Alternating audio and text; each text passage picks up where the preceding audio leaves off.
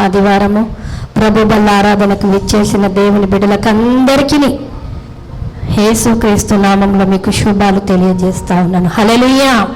దేవుని నామానికి మహిమ కలుగును గాక. గట్టిగా చప్పట్లు కొడుతూ దేవుని నామాన్ని మహిమ పరుద్దాము. స్వరాలు ఉన్నవారు హల్లెలూయా చెప్తారా? మరొక్కసారి దేవుని నామానికి మహిమ కలుగును గాక. నేను ఒక 1 month అయిపోయింది అనుకుంటా ఎంగేజ్ గురించి చెప్పి ఎవరికైనా గుర్తుందా? ఎంగేజ్ 3 అనుభవాలలో ఒక్క అనుభవం చెప్పాను. ఎవరు చెప్పగలుగుతారు? ఎంగేజ్ మొదటి అనుభవం మర్చిపోయారా? సైన్యం ఒకటి నీ మీదికి వచ్చుచున్నది, నీ మీదికి వచ్చుచున్నది, చిత్తగించుము. వారు అససోన్ తామారు అను ఎంగేదిలో ఉన్నారని యెహోషాపాతునకు తెలియజేశారు. యెహోషువపాతుకు ఏం చేశారట? నా వైపు చూడాలి. ఇక్కడ రాయబడింది ఎంగేది అనేది ఉందా? అయ్యా నా వైపు చూడాలి. అది అండర్లైన్ చేసుకోండి.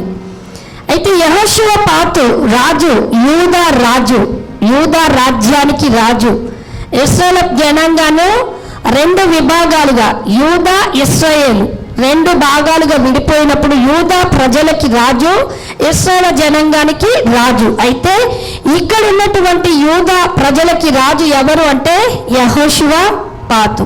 ఈ యెహోషువపాతు మీదకి 3 రాజులు వస్తున్నారట. 1 మోయాబీలు, 2 అమోనీయులు, 3వది ఏమిచ్చారు అంటే 3వ వివరించి మెమోనీయులు.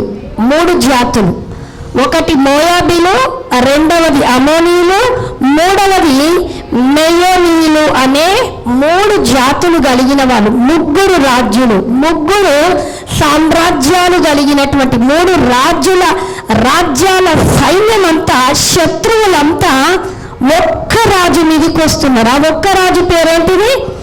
యెహోషువపాతు ఏ దేశపు ఏ ప్రజల రాజు అంటే యూదా ప్రజల రాజు. ఒక్క రాజు మీదికి 3 అగనెస్టులు. అయితే మోయాబీలు, తర్వాత 2వది ఎవరు? అమోనీయులు.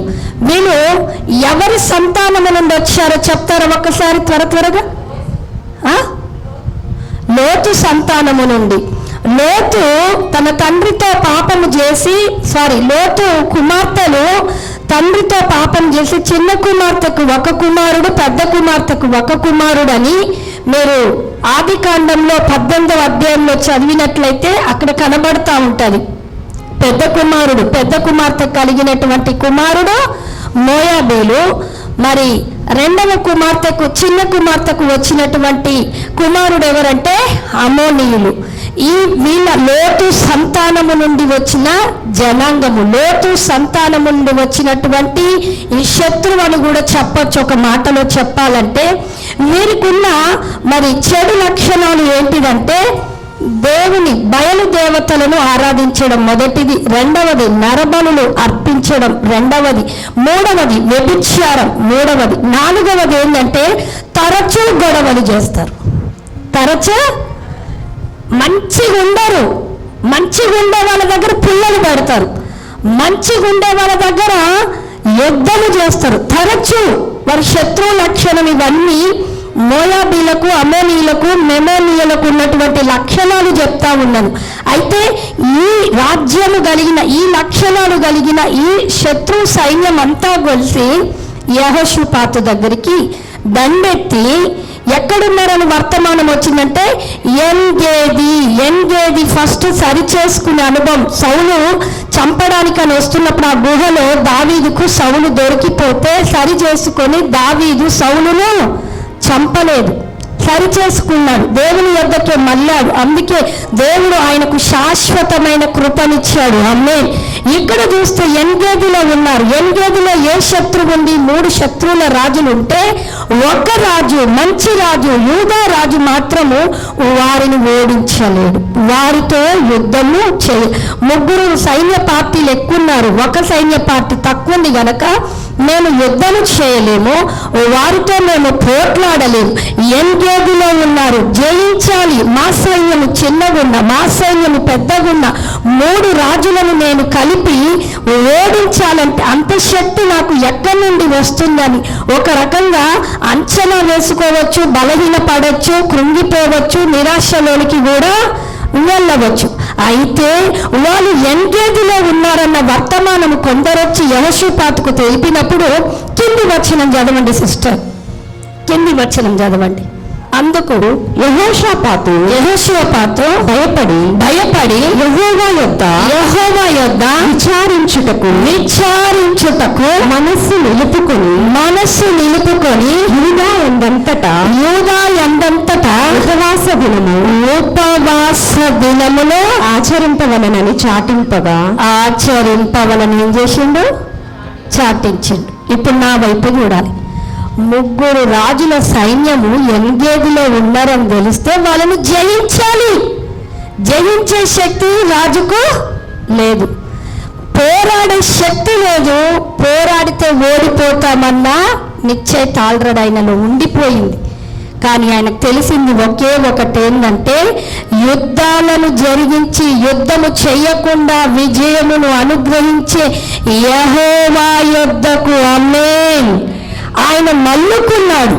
ఆయన మల్లుకొని దేవుని తట్టు తిరిగి ఆయన మనస్సు నిలుపుకొని ఉపవాస ప్రార్థన. ఆమేన్. ఆయన కుటుంబం చేసిందా? ఎవరు చేశారు చెప్పండి? కుటుంబం అంతా చేసిందా? ఆయన రాజ్యంలో ఉండే ప్యాలెస్లో ఉండే వాళ్ళు చేశారా? ఎవరి చేత చేపించాడు తెలుసా? ఆయన ఉండాలి, ఆయన కుటుంబం ఉండాలి. రాజు ప్యాలెస్లో భవనములో నివసిస్తున్నటువంటి పనివారైతేమి, పిల్లలైతేమి, యవ్వనములో పెళ్లిళ్ళు చేసుకున్న వాళ్ళైతేమి, యవ్వనస్తులైతేమి, భార్య భర్తలైతేమి, కొత్త జంట అయితేమి, అక్కడ రాయబడింది ఏమని తెలుసా?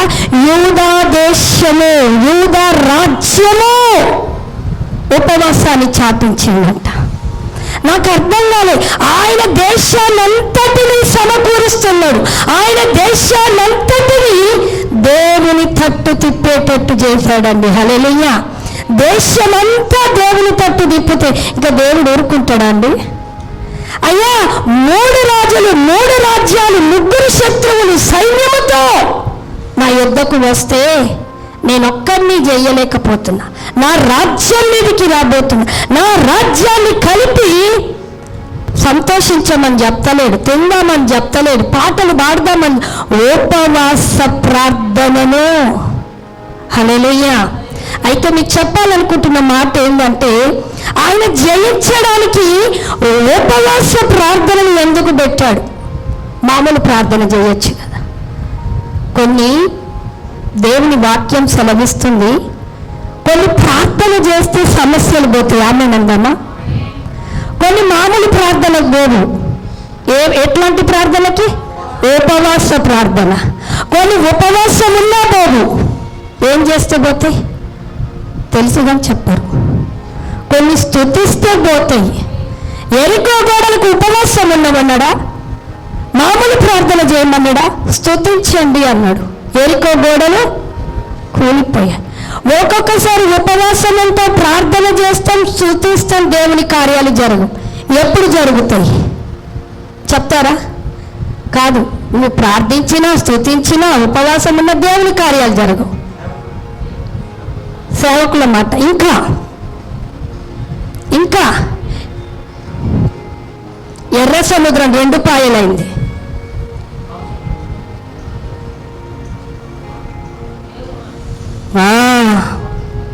మోషేకి చెప్పాడు, చెయ్యి ఎత్తి కర్రని జాపన్నాడు.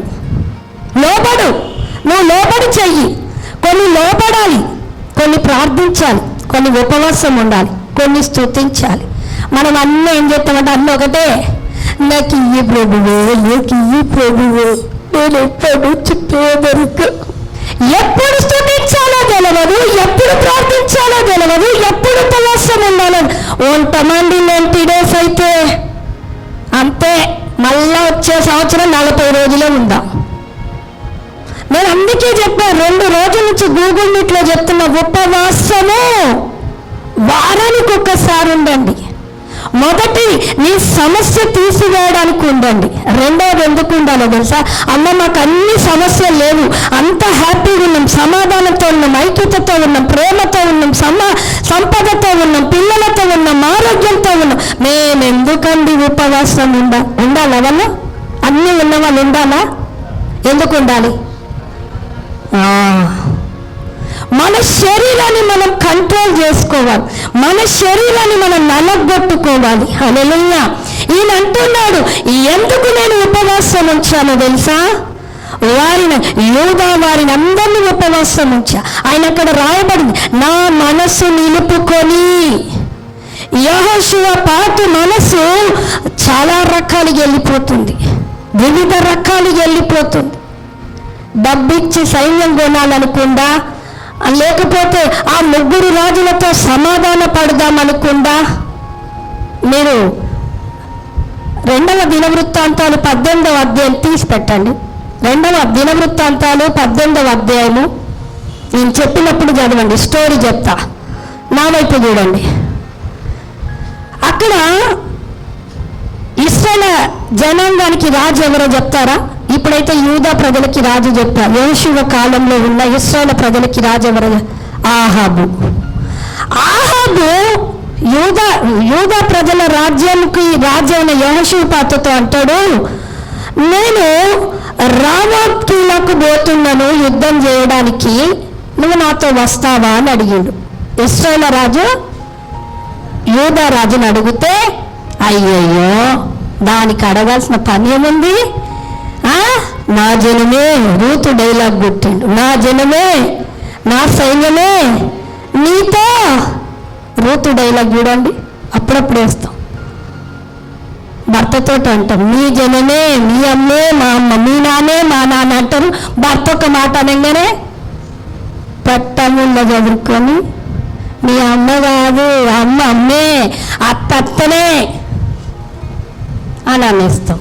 ఇక్కడ ఈయనప్పుడు నీ జనమే నా జనమే, నీ శక్తి, నీ సైన్యమే నా సైన్యం అని పోదామని చెప్పాడు. వెంటనే మళ్ళీ ఆయన మైండ్ మారింది. ఆయన మనసు ఆయన కంట్రోల్లో లేదని తెలిసింది. మారి ఏమంటున్నావు, మనం అనుకొని పోతున్నాం, కానీ దేవుడు విజయం ఇస్తాడా లేదా అనేది నాకు కావాలి. అవునా? అప్పుడు ఆహాబ్ అంటుండో, నా దగ్గర 400 ప్రవక్తలు ఉన్నారు, వాళ్ళు ప్రవచిస్తారు. ఏమని ప్రవచిస్తారో తీసుకొచ్చాడు, ప్రవచింపజేస్తే అందరూ ఒకే ప్రవచనం తెలుసా? నీకు ఆ రామోత్గోల మీద నీకు జయము వచ్చునుగా అని పలుకుతుంటే ఆయన మనసు నిలుపుకున్న, ఆయన మనసు మారుతుంది, యెహోషాపాతుది మారుతూ మళ్ళీ ఏమంటున్నా, అయ్యా నువ్వు ఎవరిని పూజిస్తున్నావు? ఒకప్పుడు ఇశ్రాయేలు రాజుగా ఉండి దేవుని యెహోవా దేవుని పూజిస్తున్నావు, కానీ నీ భార్యను బట్టి అన్య దేవతలను పూజిస్తున్నావు, బయలు ప్రవక్తలను పెట్టుకున్నావు. నేను వారి మాటలు, నాకొకరు కావాలయ్యా. అవునా? ఉన్నారు ఇక్కడ, ఎవరున్నారు? నా దగ్గరికి నడిపించు అని చెప్తే, మీకాయా ఎవరటైనా ప్రవక్త వచ్చి ప్రవచిస్తున్నాడట. ఆయన అంటున్నాడు, ఆహాబ్ ఏమన్నా తెలుసా? అయ్యా ఆయన ఎప్పుడు నా గురించి చెడుగానే ప్రవచిస్తాడని చెప్తుండు. ఎవరికి చెప్తుండు? యెహోషాపాతుకు చెప్తుండు. యెహోషాపాతు మనిషి వచ్చినప్పుడల్లా మైండ్ మారుతుంది. ఏమని మారుతుంది?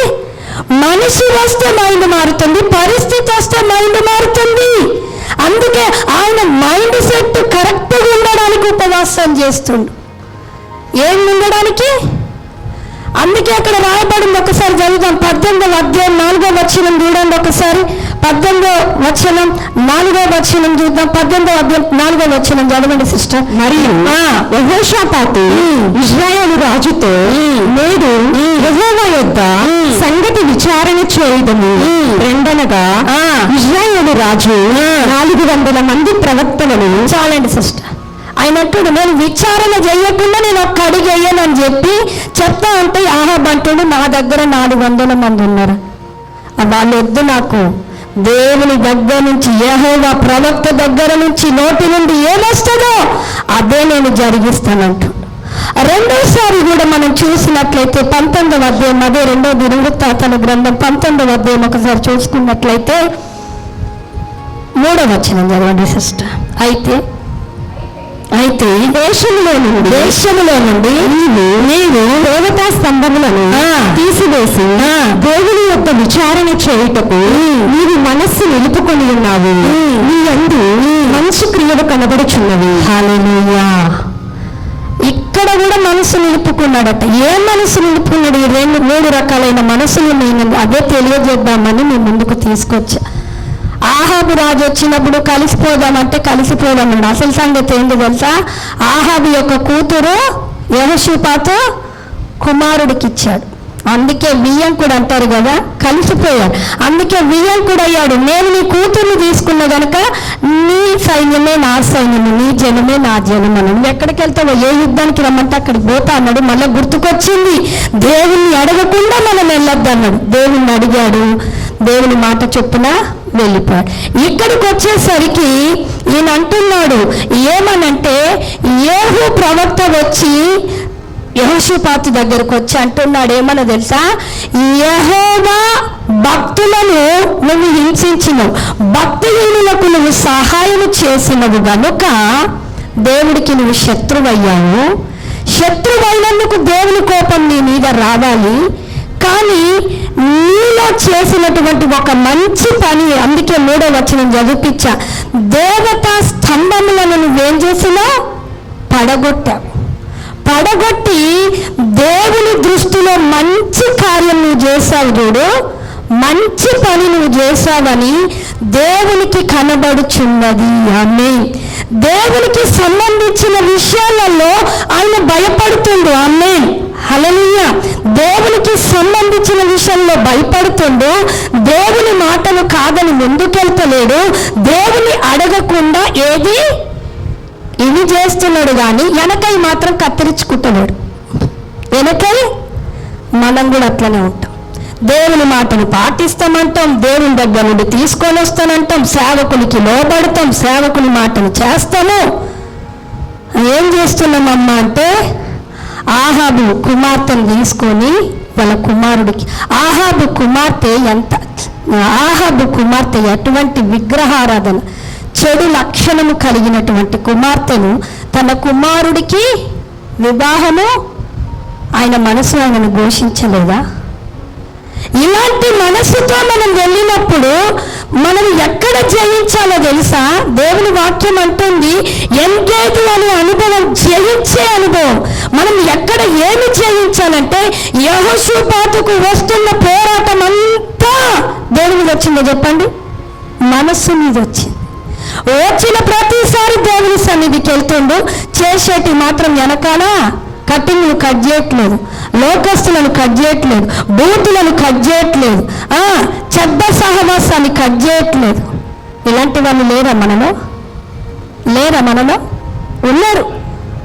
ఇవి కట్ చేసుకోకపోతే మనం ఎదగము, జయించలేము. నువ్వు జయిస్తే నీకు ఎన్ని ఆశీర్వాదాలు ఉన్నాయో తెలుసా? బైబిల్లో జయిస్తే 4 ఆశీర్వాదాలు ఉన్నాయి. జయిస్తే ఎన్ని ఆశీర్వాదాలు ఉన్నాయో తెలుసా? మొదటిది నీ శరీరాన్ని జయించాలి, 2వది నీ మనస్సును జయించాలి, 3వది నీ కోరికలను జయించాలి. శరీరముతో మనస్సుతో వచ్చే పోరాటం భయంకరంగా ఉంటుంది. శరీరం ఎప్పుడు సుఖపెట్టాలంటది, మనసు ఎప్పుడు ఎవ్వరి మాటినకు నా మనసు చెప్పిందే నేను చేస్తాను. కొందరు సైకో భర్తలు ఉంటారు, కొందరు సైకో భార్యలు ఉంటారు. మన చర్చలు ఉన్నారో లేదో నాకు తెలియదు, అది నీకే వదిలేస్తున్నా. సైకో ఎవ్వడు మాటినాడు, భార్య మాటినాడు, అమ్మ మాటినాడు, అత్త మాటినాడు, మామ మాట. వాడు ఏమంటాడు తెలుసా? ఒక్కొక్కసారి నా మాట నేను అన్నదే, నేను చెప్పిందే వేదం. వాడు సైకో. నన్ను అడిగితే సైకోలు లేరా? భార్య కూడా అంటది, ఎవ్వరు మాటినది, భర్త మాటినది, వీళ్ళ మాటినది, వాళ్ళ మాటినది, దేవుని వాక్యం కూడా నేను అన్నదే చేస్తానంటది. ఇన్ని వీకి పందిరేసేస్తా. సైకో భార్యలు లేరా? మనసును నమ్ముకున్నవాడు ఏమైపోతాడట? పాడైతున్నమని తెలుస్తుంది. చిప్పిరి బట్టలు వేసుకుంటే అప్పుడు తెలుస్తుంది పాడైనమని.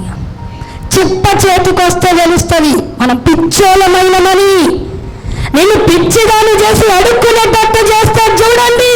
అయ్యో ఈమెను నమ్ముకొని, ఈయన నమ్ముకొని, డబ్బుని నమ్ముకొని, ఉద్యోగాన్ని నమ్ముకొని, అవన్నీ పక్క నా మనసును నమ్ముకొని, నీ మనసు చెప్తే ఇది చెయ్యి, ఇది చెయ్యి, ఇది చెయ్యి, వాక్యానుసారంగా చెయ్యండి. ఏది చేసినా నీకు వాక్యం కనబడాలి, మనిషి కాదు, మనిషి మాట కాదు. ఏం కనబడాలి? నేను పాస్టర్ గారికి అదే చెప్తా, నేను ఏది చేసినా వాక్యం కనబడాలి. నేను చేసే దాంట్లో తప్పుంటే గద్దించండి అని చెప్తా. పిల్లలకు నేను అదే నేర్పిస్తా. మనం ఏం చేస్తున్నాం? మన మనసు ఎటు పోతే అటు పోతున్నాం. చంచలమైన మనసు. యాకోబు అంటున్నాడు, చంచలమైన మనసుతో దేవుని దగ్గర అడిగితే ఏమి పొందుకోమంట. చంచలం అంటే గంటకి ఏం మాట్లాడతాడో రెండో గంటకి వాడు అన్న మాటనే మర్చిపోతాడు. ఆమె అన్న మాటనే మర్చిపోతుంది. కానీ అనుకున్నదే సాధిస్తానంటది. అందుకే నీ మనసు పోరాడుతుంది, పోరాటములో ఉంది, జయించలేకపోతున్నాం. మనసును మనము జయించాలి. దేన్నో కంట్రోల్ చేసుకొని అవసరం.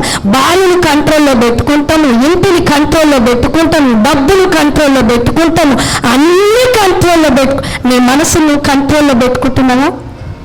ఈరోజు నేను అడుగుతున్నా, నీ మనసు నీ కంట్రోల్ ఉందన్న వాళ్ళు ఒకసారి చేతులు చూపిస్తారా? నా మనసు నా కంట్రోల్లో ఉంది. ఉండదు, వెళ్ళిపోతూనే ఉంటుంది, మనకంటే ముందు వెళ్ళిపోతుంది.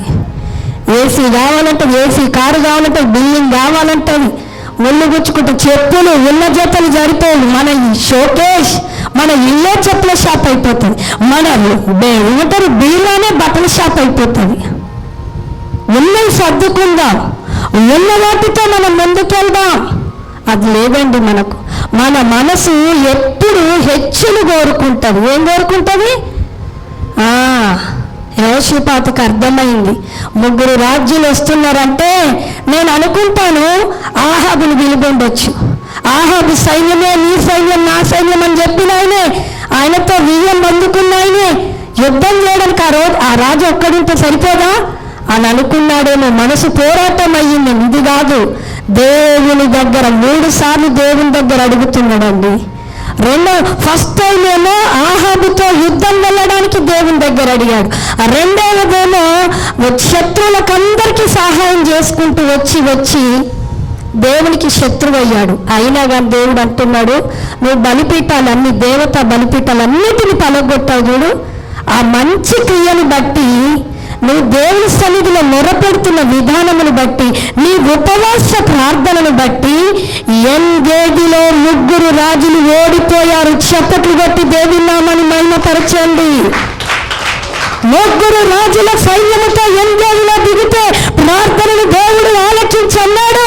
యుద్ధము నీవు కాదు, నేను జరిగిస్తా. ఆయన ఉపవాసం ఉందంటున్నాడు. మాకు శక్తి చాలదు, మాకు బలము చాలదు, అన్నిటిని ఒప్పుకున్నాడు. తన మనస్సును ఒప్పుకోలేదు, తన మనస్సును ఆధారం చేసుకోలేదు. బలహీనుడని దేవుని సన్నిధిలో ఒప్పుకొని దేవుని హెచ్చిస్తూ ఉపవాసం ఉండి ప్రార్థన చేశాడు. ఎంగేది అనుభవం మనకేం తెలియజేస్తుందంటే, రెండవది జయించే మనసును జయించండి, కోరికలను జయించండి. కొందరు కోపాన్ని కూడా జయించలేరు. కోపాన్ని చీటికి మాటికి, నా కోపం వస్తే చూడు నేను చంపేస్తే నువ్వు వేడుంటావు. మన అయ్యగారు హీరో అని దండెత్తారా? చెప్పండి. ఒక్క దెబ్బ కొడితే నువ్వు చచ్చిపోతుంది. ఆయన పెద్ద హీరో అవుతాడు. అయ్యగారికి మన దండ తీసుకొచ్చి హీరో అంటే ఒక్క దెబ్బతో కదండి భార్యను చంపేసిందండి అని హీరోని దండ ఇస్తారా? చెప్పండి, చేసారు అట్లా? అయ్యగారిని తీసుకెళ్ళి సరసర వేసారు. నేను ఒక్క దెబ్బ కొడితే నీ పళ్ళన్నీ రాలిపోతుంది, ఒక్క దెబ్బ కొడితే హీరోలాగా. నా కోపం వస్తే చూడ అంటారు. ఏం కాదేదో పెద్ద బహుమానం లాగా చూపించుకుంటారు. మీకు ఒక మాట నేను చెప్పి నేను ముగిచ్చేస్తాను. యాకోబు కుమారులలో 3వ కుమారుడు లేవి. లేవి తన చెల్లను చెరిపాడన్న విషయం తెలిస్తే కత్తులతో పోయి, ఖడ్గాలతో పోయి, ఊరి మీదకి పోయి వారిని చంపేశాడు. అవునా? అయితే దేవుని దృష్టిలో లేవి గోత్రము, లేవి వాడు ఏమైపోయాడు తెలుసా? శాపగ్రస్తుడు అయ్యాడు. అవునా? ఒప్పుకుంటురా?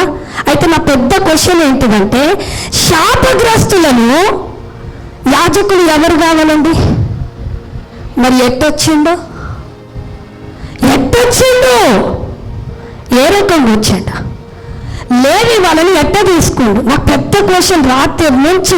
అవును కదా, లేవి శాపగ్రస్తుడు, కోపం వల్ల చంపేసిండు, శాపగ్రస్తుడు అని ముద్ర వేసిన దేవా, లేవి వంశంలో నుండి మోషేని అనుకున్నావు, లేవి వంశంలో నుండి యాజకుడు మొదటిగా వచ్చిన తర్వాత ప్రవక్తలలో మొదటి ప్రవక్త ఎవరు? సమూయేలు లేవి వంశం నుండే వచ్చాడండి. చాలా మంది ఉన్నారు లేవి వంశంలో నుండి యాజకులను. ఇప్పుడు క్రొత్త నిబంధన ప్రకారం చూస్తే లేవి వంశం ప్రకారం మనము యాజకులం అయిపోయి ఎట్లా ఎన్నుకున్నామంటే సంఖ్యాకాండం 3వ తీయకూడదు, రాసుకోండి, నాకు సమయం లేదు.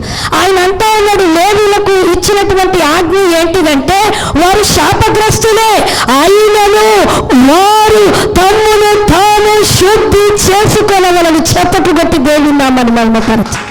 వస్త్రాలు శుద్ధి చేసుకోవాలి. రెండవది ఏం శుద్ధి చేసుకోవాలి? హృదయం మనసును శుద్ధి చేసుకుంటే వాళ్ళు శాపగ్రస్తులైన వాళ్ళలో నుండి యాజకులుగా నేను తీసుకోబోతున్నాను. హల్లెలూయా. అయితే దేవుడు మాట్లాడుతూ ఉన్నాడు, మన మనస్సును మనం జయించకపోతే మనకన్నీ నష్టాలే. గుర్తుపెట్టుకోండి, మనకన్నీ నష్టాలే. చూడండి, యోసేపు ఆదికాండం 39వ అధ్యాయం తీయొద్దు, చదవద్దు, నేను చెప్తుంటాను, మీరు మైండ్లో పెట్టి ధ్యానం చేసుకోండి. అక్కడ 44 ఇంట్లోకి ఆయన ఒక మంచి స్థానంలో పనివాడుగా చేరినప్పుడు అన్నిట్లలో దేవుడు ఆయనను ఆశీర్వదిస్తుంటే 44 భార్య అంటది, ఎవ్వరు లేరు నాతో నువ్వు పాపం చేయండి రోజు అంటుంది. ఒకరోజు ఎవ్వరు లేని సమయంలో అడిగినప్పుడు ఆయన అంటున్నాడు, నాకు ఇంటిలో ఎవ్వరిని అన్నీ అప్పగించండి, నిన్ను నాకు అప్పగించలేదు అని చెప్పి ఒక స్టేట్మెంట్ ఇస్తాడు. ఏమన్నా తెలుసా? దేవునికి ఎదుట నేను ఎట్లా పాపము అంటాడు. ఆమె వచ్చి దగ్గరకు వచ్చి పాపం చేయడానికి ఆయన లాగుతున్నప్పుడు వస్త్రం ఆమె చేతిలో పెట్టి పారిపోయాడు. అయితే నా ప్రశ్న ఏంటిదో తెలుసా? యోసేపు ఐగుప్తులోనే ఉన్నాడు, కానీ ఐగుప్తు స్వభావం నేను హృదయం మనసులో లేదు. చప్పట్లు పెట్టి దేవుడు లేదు, ఏం లేదు. ఐగుప్తు పాపానికి, బానిసకు, శత్రువుకు, సమస్త మూల కీడులకు సాదృశ్యంగా ఉంది. ఐగుప్తులోనే ఉన్నాడు, కానీ పాపపు స్వభావము, పాపపు మనసు, పాపము చెయ్యాలి అన్న ఐగుప్తు స్వభావము ఆయనలో లేదు. కానీ బానిసగా ఉన్నాడు. పరిశుద్ధత కొరకు దేవుడు చూశాడు, ఐగుప్తు దేశం మీదని బాసులు చేశాడు. హల్లెలూయా. నేను అంటాను, పేతురు అంటున్నాడు, పౌలు అంటున్నాడు, ఈ లోకమంతా దేనితో పోల్చిండు? మర్చిపోయారు. చెప్పండి. పెంట. రెండవది మురికి అన్నాడు. అవునా? ఆడ పెంట ఉంటే ఇట్ట మనలు ఇట్ట పోతారండి. నిజమే, మంచిదే. ఏ స్మెల్ మనం పీల్చుకోవద్దు, మంచి స్మెల్లే పీల్చుకోవాలి, వద్దంటవి.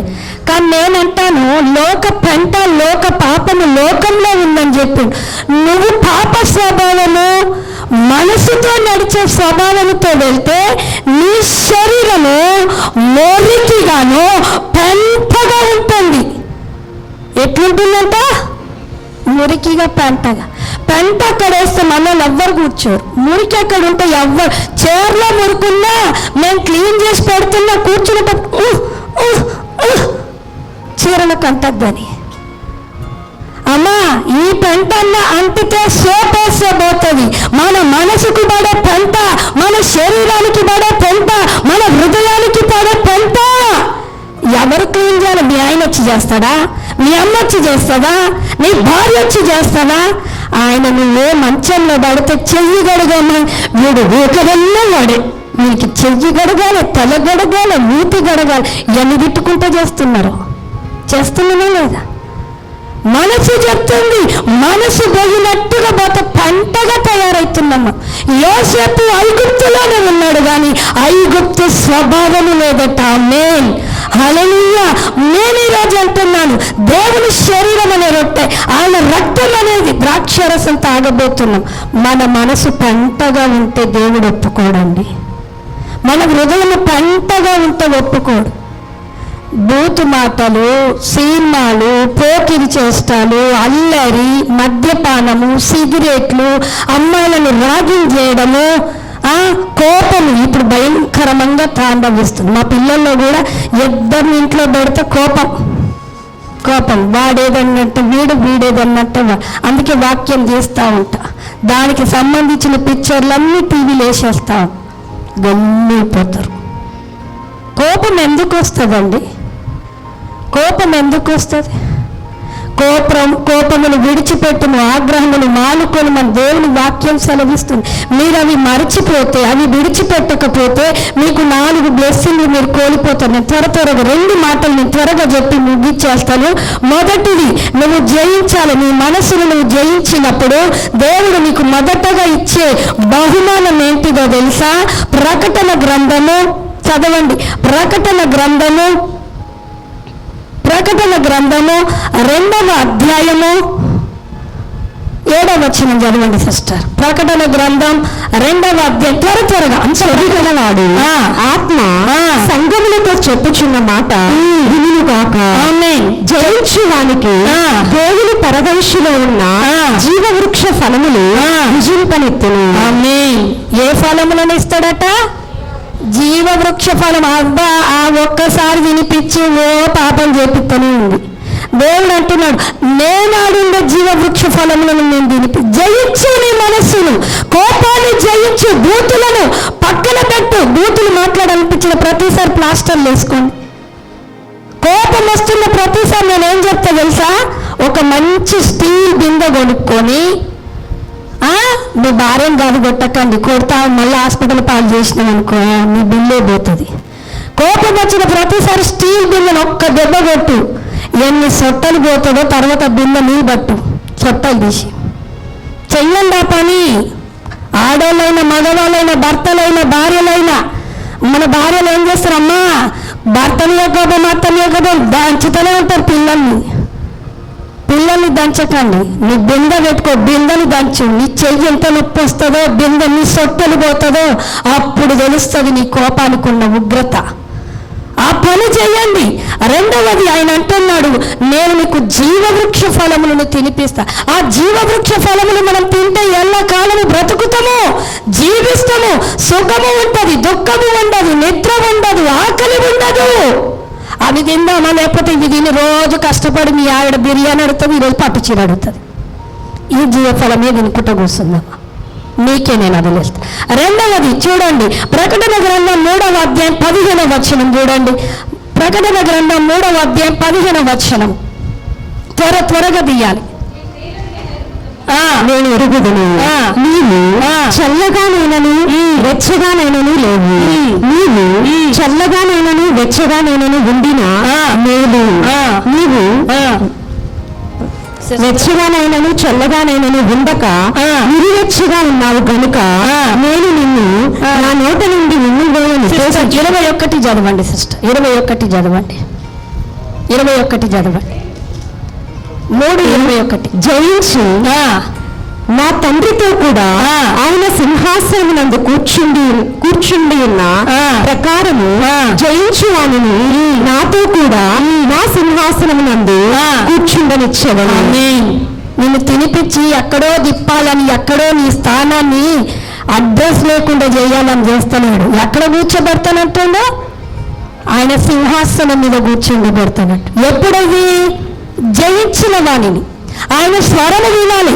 ఆయన స్వరము విన్నట్టుగా వింటామో లోక స్వరాన్ని, మనసు స్వరాన్ని, శరీర స్వరాన్ని మనం ఆస్వాదిస్తూ నడిపిస్తాం. అందుకే దేవుడు అంటున్నాడు, నిన్ను నేను తినిపించి ఎక్కడ కూర్చుండబెడతానట్టుండ? ఆయన సింహాసనం అంట. నేను అడ్రస్ లేకుండా చెయ్యనంటలేడు, నువ్వు అడ్రస్ లేకుండా పోతానని అంటలేడు. నీ అడ్రస్ ఎక్కడో తెలుసా? యేసయ్య సింహాసనము పక్కన. అందుకే మనము జయించుదుముగాక. హల్లెలూయా.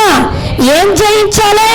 మనసు నుండి వచ్చే పోరాటం, మనసు నుండి వచ్చే కోరికలు, మనసు నుండి వచ్చే ఈ లోక సంబంధమైన వాటిని మనము జయించుదుముగాక.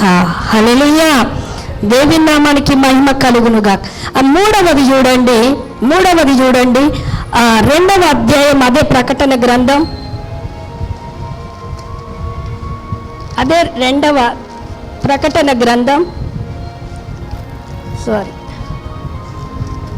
నాకు ఈ పేపర్లు తిరిగేస్తే పోతున్నాయి, అందుకు కాదు సిస్టర్. 21 చదవండి.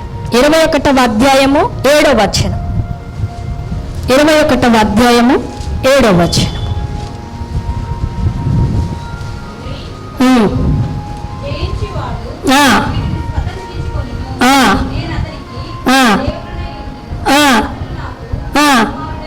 నా వైపు చూడండి ఒకసారి, మీ మైకులో చదువు సిస్టర్, అందరికి వినబడుతుంది. జయించువాడు వీటిని స్వతంత్రించుకొని నేను అతనికి దేవుడనై ఉండును, అతడు నాకు కుమారుడై ఉండును. ఏమన్నా అర్థమైంది మీకు? జయించిన వారికి కరెక్ట్ చదవాలి. జయించిన వానికి, జయించిన వాని అని ఉంది, చదవండి. నేనేం కొత్త చెప్ప. స్వతంత్రించుకుంటారు. నేను నీకేమైతానన్నాడు? నువ్వు నాకేమైతానన్నాడు? చదివిరా? ఆయన దేవుడు అవుతాడట, మనమేమవుతాం? అది కరెక్టేనా? అది కరెక్టేనా? కరెక్టే అన్న వాళ్ళు చేతులు చూపిస్తారా? కరెక్టేనా? ఎట్ట కరెక్టో చెప్పండి. దేవుడు అన్నప్పుడు దేవుని ప్రజలు కావాలి, తండ్రి అంటే కుమారుడు కావాలి. నువ్వు జయిస్తే నేను నీకు తండ్రినైతా, తండ్రినైతే నువ్వు నాకు ఆడ కుమారుడు అని ఇచ్చి పైన స్టేట్మెంట్ ఏమొచ్చింది? మరి దేవుడు అన్నప్పుడు మనం ప్రజలను రావాలి. దేవుడై మనల్ని కుమారులను చేసిండా? కుమారుడుగా పుట్టించిండా? ఇప్పుడు అర్థమైంది. ఆయన నువ్వు స్వతంత్రించుకుంటే జయిస్తే అని చెప్పి నేను దేవుడిని అన్నాడు. నువ్వు జయించినందుకు నేను నీకు దేవుడు ఉంటానని చెప్పి, అమ్మ నువ్వు నాకు ప్రజలుగా ఉండండి అని చెప్పలే. నువ్వు నాకు కుమారుడు అవుతావు అని అన్నాడు. ఏమి జయించాలి? జయిస్తే ఆయన మనకు దేవుడుగా ఉంటాడు. దేవుడుగా ఉన్న నీవు ప్రజలే. ప్రజలుగా ఉండడానికి దేవుడు ఇష్టపడకుండా కుమారుడుగా కుమార్తెగా ఉండాలి అంటే వీటిని మనం స్వతంత్రించుకోవాలి. 21 3వ వచనం చదవండి. అప్పుడు ఇదిగో చదవండి. దేవుని నివాసము మనుష్యులతో కూడా ఉన్నది, ఆయన వారితో కాపురముండును, వారు ఆయన ప్రజలై ఉండును, దేవుడు తానే వారి దేవుడై ఉండి వారికి తోడై ఉండును. ఎప్పుడు నీకు కుమారుడు అనిపించుకుంటుందంటే దేవుడు మనలో కాపురం చెయ్యాలట. ఏం చేయాలి? అందుకే ఈ మాట పైది జత చేసేయండి. దీనిని స్వతంత్రించుకో. కాపురం చేసేటట్టు ఒక భర్త ఒక భార్య కాపురం చేయాలి. ఆమె మైండ్ వ్యతిరేకము, ఈయన మైండ్ వ్యతిరేకము, కాపురం చేయలేరు. ఎందుకు చేయాలమ్మా? ఆయన నాకు నచ్చుతలేవు, ఆమె నాకు నచ్చుతలేవు. ఈ మధ్య కాలంలో లాస్ట్ మంత్ పెళ్ళయింది, చాలా రిచ్గా చేశారు. 9వ తారీఖు చాలా రిచ్గా చేశారు హైదరాబాద్లో. ఇప్పుడు రేపటికి ఇంకా 9 కాలేదు. అమ్మాయి వెంటనే సూసైడ్ చేసుకోవడానికి టాబ్లెట్ మింగింది. ఏంటంటే ఆయన నచ్చలేదట. నువ్వు తల్లి నీకు పెళ్లి చేయించేటప్పుడు 2 కళ్ళు ఏం చేసినావు? నచ్చలేదంట, ముఖం కాదట. ఈయన హోదా బాగాలి, ఆయనకు నచ్చాలట. ఆయన హోదా అది ముందు నీకు తెలియదా?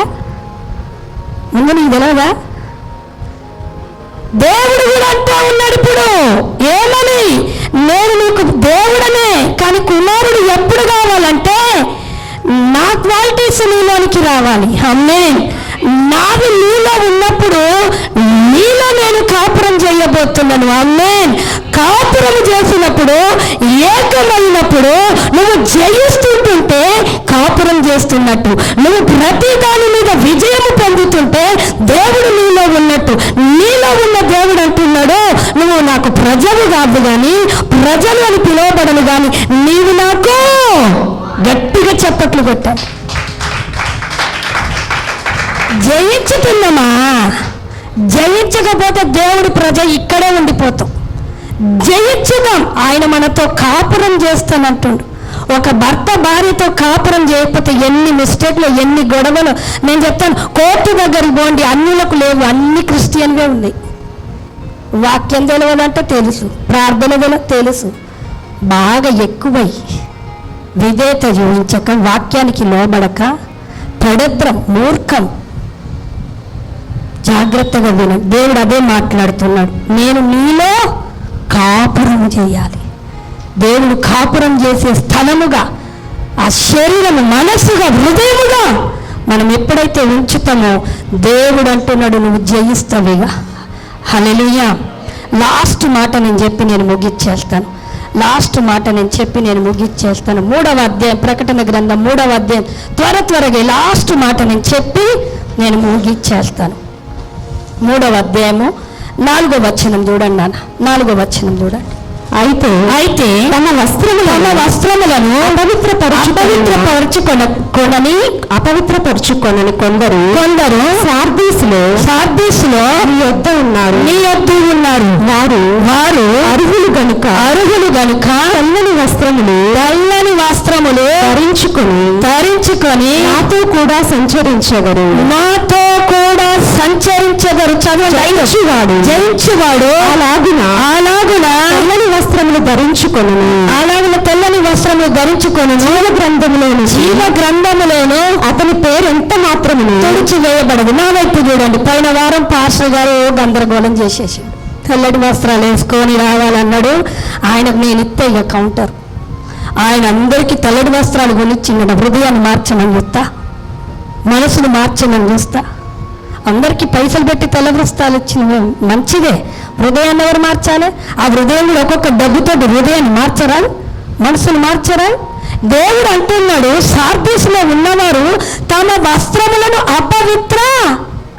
పరచుకోలేదట. ఇది 3వ సంఘాన్ని గురించి రాశాడు. నేను ఈ మాట చెప్పి నేను తొందరగా ముగిచ్చేస్తా. తెల్లటి వస్త్రాల గురించి ఆ మాట నేను 2 మాటలు చెప్పి నేను ముగిచ్చేస్తాను. దేవుడు మన వస్త్రాలు అపవిత్రపరచుకొనక అంటుండు. ఎంతటి వస్త్రమైన, ఎంత విలువైన వస్త్రం, ఒక దినం అది చిల్లు పడుతుంది. అవునా లేదా? ఆమేనందా? రోజు ఉతికి వేసుకుంటున్నాం అనుకోండి, అది చిల్లు పడిపోతుంది. కానీ దేవుడు అంటున్నాడు వారి వస్త్రములు అపవిత్రము కాలేదు, వారు ఉతుకుదామన్నా మురికి లేదు.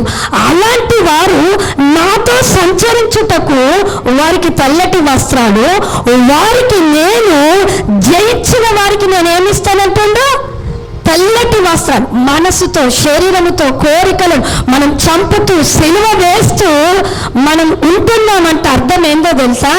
దీన మనస్సు అనే వస్త్రము, ప్రేమ అనే వస్త్రము, నీతి అనే వస్త్రము, రక్షణ అనే వస్త్రం. చాలా వస్త్రాలు ఉన్నాయి.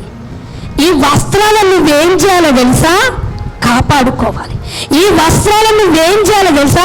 రోజు యేసు రక్తం కింద కప్పుకొని కడుక్కోవాలి. ఆమేన్. ఈ వస్త్రాలు చిల్లు పడవు.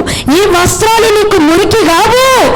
ఏ వస్త్రం అయితే దీన వస్త్రం, ప్రేమ వస్త్రం, కనికరము కలిగిన వస్త్రము, నీతి అనే వస్త్రము, రక్షణ అనే వస్త్రము, పెళ్లి వస్త్రము ఎవరివైతే అపవిత్ర పడవో చప్పట్లు కొట్టి దేవున్నామని మహిమపరు. నువ్వు పరలోకానికి వెళ్ళగానే ఏం చేస్తాడో తెలుసా? ఓ ఇన్ని వస్త్రాలు మురికి కాలేదు, అపవిత్రం కాలేదు, అయినను నేను నీకు ఒక వస్త్రం ఇవ్వబోతున్నా. ఏ వస్త్రం? అది తెల్లటి వస్త్రాలు ఇవ్వబోతున్నా. చప్పట్లు కొట్టి దేవున్నామని మహిమ. అయితే ఈ లోక సంబంధమైన మాట మీకు చెప్పి నేను ముగిచ్చేస్తాను. డాక్టర్గా చేరేటప్పుడు వృత్తిరీత్యా, నర్సులుగా చేరేటప్పుడు వృత్తిరీత్యా, పోలీసులు చేరేటప్పుడు వారి వృత్తిరీత్యా డ్యూటీలో చేరేటప్పుడు పోయేటప్పుడు ఏ డ్రెస్సులు వేసుకొని వెళ్తారండి? వాళ్ళ ఇంట్లో వాళ్ళ భార్య ఐరన్ చేసిందో, భర్త ఐరన్ చేసిందో నీట్గా కొత్త వేసుకొని వెళ్తారు. డ్యూటీలు అడుగు పెట్టగానే నువ్వు ఎంత కొత్త వేసినా, ఎంత ఐరన్ చేసినా ఏం చేయాలి? పక్కన పడేసి వాళ్ళు ఒకటి ఇస్తారు. నీకు ఏమిస్తారు? కాకి యూనిఫాము, వైట్ యూనిఫాము. అవి ధరించాల్సిందే. అవి ధరించి నువ్వు డ్యూటీ చేయాలి. అవునా? దేవుడు కూడా అంటున్నాడు ఈ లోకములో నువ్వు దీన వస్త్రము, ప్రేమ వస్త్రము, నీతి వస్త్రము, రక్షణ వస్త్రము చేసి ఎంత మురికి లేకుండా నువ్వు వస్తూ ఉన్నావో పరలోకానికి వెళ్ళినాక ఈ వస్త్రాలు కాదండి, నాతో కూర్చోవాలంటే, నాతో తినాలంటే, నేను మరేమంటారు జీవవృక్ష ఫలాలు నీకు తినిపించాలంటే ఒక వస్త్రం ఉండాలి. చప్పట్లు కొట్టి దేవున్నామని అది ధరించుకోవడం, అది మనము తినడానికి, ఆయన పక్కన మనం కూర్చోవడం, ఆయనతో మనం సంచరించడానికి తెల్లటి వస్త్రాలు ధరించుకోవాలి. హల్లెలూయా, దేవుని నామానికి మహిమకరం. కానీ ఎప్పుడో అందరూ తెల్ల వేయండి, అందరూ తెల్ల వేయండి, హృదయం నల్లగా, మనసు పాపము, చెడ్డ మనసు, వ్యభిచారం, వీడిని చూస్తే ఓడవరు, వాడిని చూస్తే ఓడరు, భార్య మంచిగా ఉంటే ఓడవరు, భార్య మంచి చీర కడితే భర్తకు అనుమానం, ఏవే పోతాం. ఎప్పాడు బుద్ధి, ఎప్పాడు బుద్ధి, ఏ బుద్ధి? మనసు మారాలండి. ఇంట్లో పాత నైట్ వేసుకొని ఉంటే అప్పుడు నీ భార్య మంచిగా ఉంటుందా? ఆమె మంచి చీర కడతా, మా అక్షయ నేను డ్రెస్ వేసి చీర, అమ్మ వేడిపోతున్నా, వాడికి అర్థమైంది నా అమ్మ ఎప్పుడు నైటీతోటే ఉంటుంది. అమ్మో నేను అప్పుడప్పుడు చీర కడతాయ్యా, అప్పుడప్పుడు డ్రెస్ వేస్తాను ఆయన అనుకున్నా. అరే బయటికి పోతుంటే మంచిగా అయ్యనియ్యారు భర్తలు. భర్త కూడా మంచిగా టిక్కెట్, నీకు ఎవరో ఉన్నారులే కంపెనీలా, అందుకే నా మీద ప్రేమ తగ్గిందిలే. దేవుడు అంటా ఉన్నాడు, ఈ మనసులు వద్దండి. దేవుడు ఎప్పుడు కోరుకుంటా ఉన్నాడు ఏంటిదో తెలుసా? ఆయనతో ఉండే మనసు. ఆయన తెల్లని వస్త్రాలు ఇవ్వాలనుకుంటుండు. ఇక్కడిచ్చే వస్త్రం నలిగిపోయి ఎంత తెల్ల తెగిసినా సాయంత్రం వరకు ఏమవుతుందో తెలుసా? మురికి. కానీ దేవుడిచ్చే తెల్లటి వస్త్రం మురికి కాదు. అమ్మేనందా? హల్లెలూయా. నీతి, ప్రేమ, కనికరము, రక్షణ, పెళ్లి వస్త్రాలు, మనం వీటిలలో దేంట్లో మనం పోడగొట్టుకున్నా పైన పోతే ఏ దేవుడు తెల్లటి వస్త్రం ఇయ్యడు. ఆయన అంటున్నాడు, మీ వస్త్రము అపవిత్రము కాలేదంటున్నాడు. ఇక్కడున్నప్పుడు అన్ని అపవిత్రం చేసుకున్నాం. ప్రేమించాలంటే ప్రేమించకుండా ద్వేషించే వస్త్రాన్ని వేసుకుంటున్నాం. కనికరించాలంటే కనికరించకుండా ద్వేషం అనే వస్త్రాన్ని ధరించుకుంటున్నాం. ఆ వస్త్రాలు చిరిగిపోతున్నాయి. ఆ వస్త్రాలతో నువ్వు పరలోకం చేరలేవు. దేవుడిచ్చే ఆ తెల్లటి వస్త్రాలను మనము, అందుకే దేవుడు అంటూ నువ్వు జయించాలి నీ మనస్సును. దేనిని జయించాలి? మనస్సును మనస్సును జయించిన వాడు లోకాన్ని జయించినట్టట. హల్లెలూయా. అందరం లేచి నిలబడదాం. మనస్సును జయించిన వాడు దేన్ని జయించిందట? లోకాన్ని జయించినట్టు. దయచేసి మీరు ఈరోజు మీ మనస్సుతో ఏమేమి క్రియలు చేశావు? పాపపు క్రియలు, చెడు క్రియలు, మూర్ఖపు క్రియలు, బూతులు, చెడ్డ మాటలు, కోపంలో ఏమైనా అనేస్తుంటాం. దయచేసి కోపాన్ని విడిచిపెట్టండి. ప్రేమతో ఏనాడైనా మాట్లాడ. ప్రేమ అందరినీ సంపాదిస్తుంది. కోపము నిమిషంలో బంధుత్వాన్ని తెగగొడుతుంది తెలుసా? మనిషిలో పనికొచ్చేది ఏంటంటే ప్రేమ, సహనము. మనిషిలో పడగొట్టేది ఏంటంటే కోపము, పగ. కొంచెం కోపం ఉండండి, ఇంకా నువ్వు కుటుంబాన్ని ఎంత కట్టాలన్నా కట్టబడదు. అది కోపాన్ని విడిచిపెడదాం, ఆగ్రహాన్ని విడిచిపెడదాం, ఈర్ష్యను విడిచిపెడదాం, పగను విడిచిపెడదాం, బోతులను విడిచిపెడదాం, చెడ్డ మాటలను విడిచిపెడదాం. దేవుడు నిన్ను నీ మనసుకు ఎన్నోసార్లు ఛాయిస్ ఇస్తుండు. ఆ ఛాయిస్కి నువ్వు లొంగుతున్నావా? ఏ ఛాయిస్ ఇస్తుండు? దేవుడు అంటా ఉన్నాడు, మంచిని నీ ఎదుట పెట్టా, చెడును పెట్టా. ఈ దేంట్లో నువ్వు ప్రవేశిస్తున్న ఛాయిస్ ఇస్తుంది. ఈరోజు జీవము, మరణము నీ ఎదుట పెడుతున్నా. నీ మనసు చెప్తుంది లోకంలో వెళ్ళు సంపాదించంటుంది. దేవుడు అంటున్నాడు, నా వాక్యానుసారంగా నువ్వు కొద్దిగా సంపాదించిన నెమ్మది ఉంటుంది అంటుండు. నా వాక్యానికి లోబడు, సేవకునికి లోబడు, మందిరానికి రా. దేవుడు అంటుంది నీ మనసు అంటే సంపాదించాలి. సంపాదించి సమాధానం ఉండదు. సంపాదించి అప్పులైపోతుంటావు. శరీరము చెప్పినట్టు, మనసు చెప్పినట్టు ఎన్ని పోరాటాలు అనుభవించావు. ఈరోజు యెహోషాపాతు ఆయన అన్ని రకాలుగా అనుభవించాడండి. అన్ని పోరాటాల నుండి అనుభవించుకుంటూ దేవుడి దగ్గరకు వచ్చి అడుగుతున్నాడు. ఉపవాస ప్రార్థన. దేశాన్నంతటిని ఉంచాడు, యూదా వారినంతటిని ఉంచాడు, పిల్లల్నితో సహా ఉంచాడు.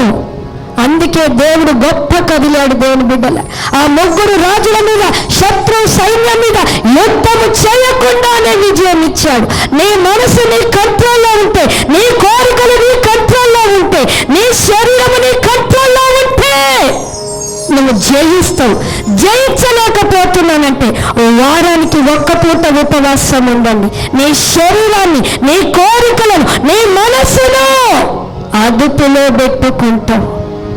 మనసును నమ్మినవాడు పాడైపోతాడు, దేవుణ్ణి నమ్మినవాడు చెడిపోడు. కానీ చెడిపోయిన నీ జీవితం, చెడిపోయిన నీ స్థితిని మంచి స్థానంలో పెడుతుంది. దేవుని బిడ్డలారా, దేవుడు ఈరోజు అడుగుతున్నాడు, నేను తెల్లటి వస్త్రాలు ఇవ్వాలనుకుంటున్నా. నీ వస్త్రం ఎలా ఉంది? కనికరం అనే వస్త్రం చిల్లు పడుతుందా? దయ అనే వస్త్రం చిల్లు పడుతుందా? ప్రేమ అనే వస్త్రం చిల్లులు పడుతున్నాయా? కానీ నీతి అనే వస్త్రం చిల్లులు పడుతున్నా. రక్షణ పొందుకొని అయ్యా నేను నీకు ఇష్టడుగా జీవిస్తానని ఈరోజు సాతానుకు సంబంధించిన విధానములను ఇష్టడుగా వెళ్ళిపోతున్నాను. నే రక్షణను కోల్పోతున్నావేమో. ఈరోజు దేవుడు నీతోనే మాట్లాడుతున్నాడు, నిన్నే సరి చేస్తున్నాడు. ఎంగేదిలో దావీదు సరి చేసుకున్నాడు. ఈరోజు ఎంగేది నీ శరీరాన్ని సరిచేయి, నీ మనసుని సరిచేయి, నీ కోరికలను, పిచ్చి కోరికలు, నీ ఆడంబరాలను తీసుకొచ్చే కోరికలను, నీ కుటుంబాన్ని పాడు చేసే కోరికలు, నీ యొక్క పిల్లల భవిష్యత్తును అడ్డగించే అవసరాలను లేనటువంటి ఆలోచనలు నీ జీవితంలో ఏవైతే కలిగి ఉంటున్నావో, కలిగించి చేస్తున్నాయో వాటన్నిటిని రోజు దేవుడు వాక్యము ద్వారా వివగొడుతుంది. దేవుని బిడ్డల సరి చేసుకుందాం. దేవుని దగ్గర మనల్ని మనం అప్పగించుకుందాం. ఆయన శరీరం మనం తినబోతున్నాం. దయచేసి మీ చిన్న పిల్లలకి ఎవ్వరు ప్రభు బళ్ళను మీరు ఇవ్వకూడదు. ఎందుకో తెలుసా? ఆయన శరీరము ఆయన పవిత్రపరచబడుతుంది. ఆయన రక్తము నీ కొరకు, నా కొరకు రక్షణ పొంది మారు మనసు పొందిన వారికి దేవుని బిడ్డలారు ఈరోజు దేవుడు అడుగుతా ఉన్నాడు, ఎవరు కేఫా కానీ, మినీ కానీ, చిన్న పిల్లలు దయచేసి భయభక్తులతో ఉండండి. మీరు ప్రభు బలలో చేయి పెట్టద్దు. చేయి పెట్టాలనుకున్న వాళ్ళు ఈ నెలంతా, ఈ సంవత్సరంలో 6వ మాసం ఎన్నిసార్లు నువ్వు ప్రభు బలలో చేయి పెట్టినా మార్పులు కలుగుతలేదేమో, ఆశీర్వాదాలు చూడట్లేదేమో, ద్వారాలు తెరవబడట్లేదేమో. నీ మనసు నీ కంట్రోల్లో ఉంటే కదా, నీ నోరు నీ కంట్రోల్లో ఉంటే కదా, నీ కోరికలు నీ కంట్రోల్లో ఉంటే కదా దేవుడు మాట్లాడుతూ ఉన్నాడు. దేవుని బిడ్డ, దేవుడు నిన్ను సరి చేస్తూ ఉన్నాడు. మనం సరి చేసుకుంటూ దేవుని వైపు చూసినట్లయితే దేవుని శక్తి, దేవుని ప్రేమ మన మీద కుమ్మరించబడబోతుంది. Hallelujah, hallelujah. Thank you Jesus.